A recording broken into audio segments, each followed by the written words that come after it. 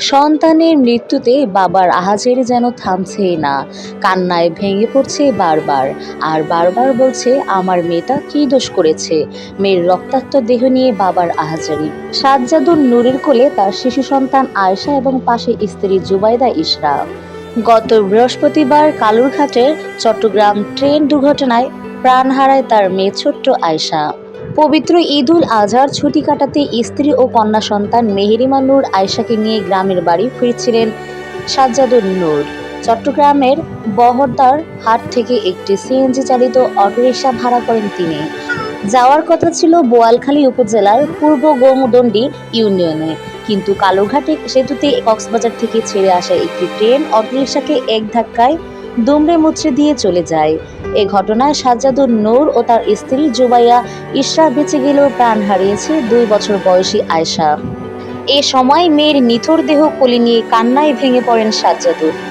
গতকাল বৃহস্পতিবার রাত 10:30টার দিকে চট্টগ্রামের কালুরঘাট সেতুর পূর্ব প্রান্তে কক্সবাজার থেকে ছেড়ে আসা পর্যটক এক্সপ্রেসের ধাক্কায় কয়েকটি সিএনজি চালিত অটোরিকশা ও মোটরসাইকেল দুমড়ে মুচড়ে গেছে।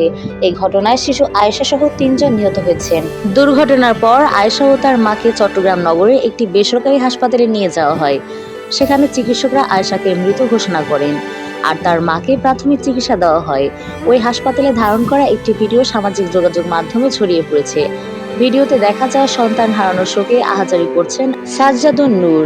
বারবার বলছিলেন আমার মেয়েটা কী দোষ করেছে, আমি হয়তো গুনাহ করেছি, আমার 23 বছর বয়স হয়েছে, আমার 2 বছরের বাচ্চাটা কী দোষ করেছে।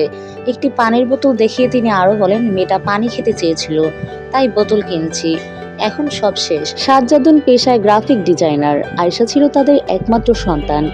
স্ত্রী কন্যাকে নিয়ে চট্টগ্রাম নগরীর বদ্রহাট এলাকায় একটি ভাড়া বাসাতে ভাড়া থাকতেন।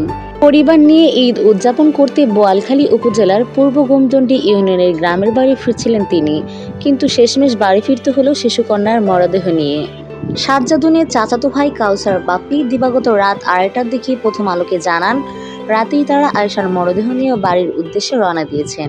দুর্ঘটনার বিষয়ে জানালিহাট স্টেশন মাস্টার মোহাম্মদ নিজামুদ্দিন রাতের প্রথম আলোকে বলেন, পর্যটক এক্সপ্রেস কক্সবাজার থেকে ছেড়ে আসা সন্ধ্যা 7:45 রাত 10টায় কালুরঘাট সেতু এলাকায় পৌঁছায়। এ সময় সেতুর উপর কয়েকটি সিএনজি চালিত অটোরিকশা ও মোটরসাইকেল ছিল। সেতুর উপর একটি গাড়ি নষ্ট হয়ে যাওয়ায় অন্য গাড়িগুলো আটকে ছিল।